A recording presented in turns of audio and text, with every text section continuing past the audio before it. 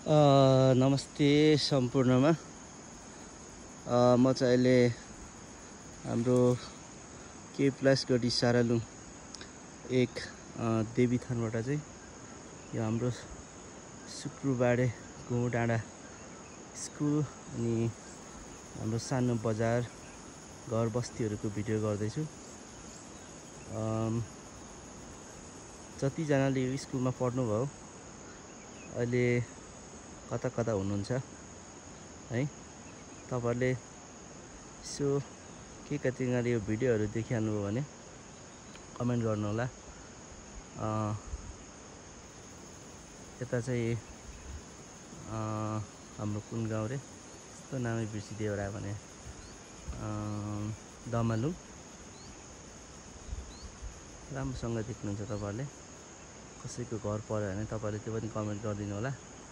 यता चाहिँ हाम्रो चोखाने है, हाम्रो धरान मेयर अर्का साम्पाङ दाइको पनि घर यही हो र यही घर चाहिँ पर्छ। म तपाईहरुलाई जुम गरेर देखाइदिन सक्छु, जुम गरेर देखाउने छु। यो चाहिँ हाम्रो मेयर साहबको घर हो।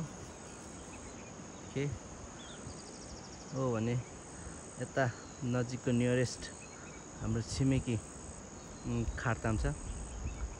यहाँ पनि तपाईहरुले तपाईको कसको घर चिन्नुभयो कमेन्ट गरिदिनु होला, हाम्रो साझा घरहरू। अनि हाम्रो डाँडा गाउँ, गैरी गाउँ, थर्बु भलिबल ग्राउन्ड पनि हल्का देख्दो रहेछ। यहाँ पनि धेरैजना म्याच खेल्नु भएको छ होला भलिबल। यता माथि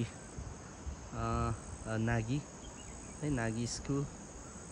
अनि खर्तामछामा हाम्रो सुब्राज सरको ससुराली हाम्रो किरण सरको घर पनि मजाले मैले चाहिँ क्लियरली देखिरहेको छु है।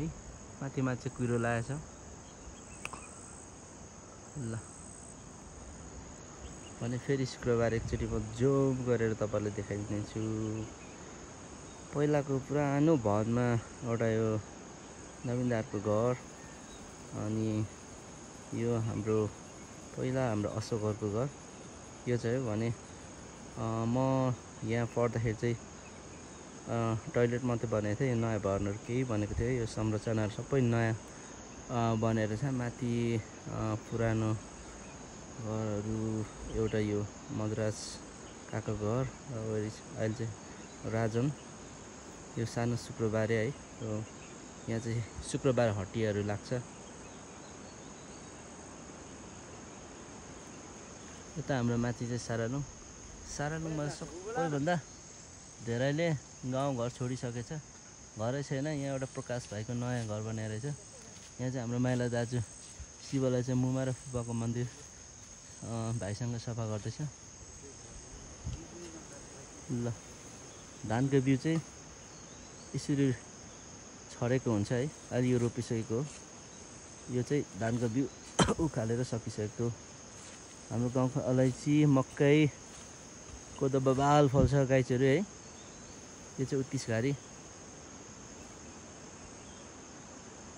यो चाहिँ दिवेनको बर्खा गोठ राख्ने ठाउँ हो।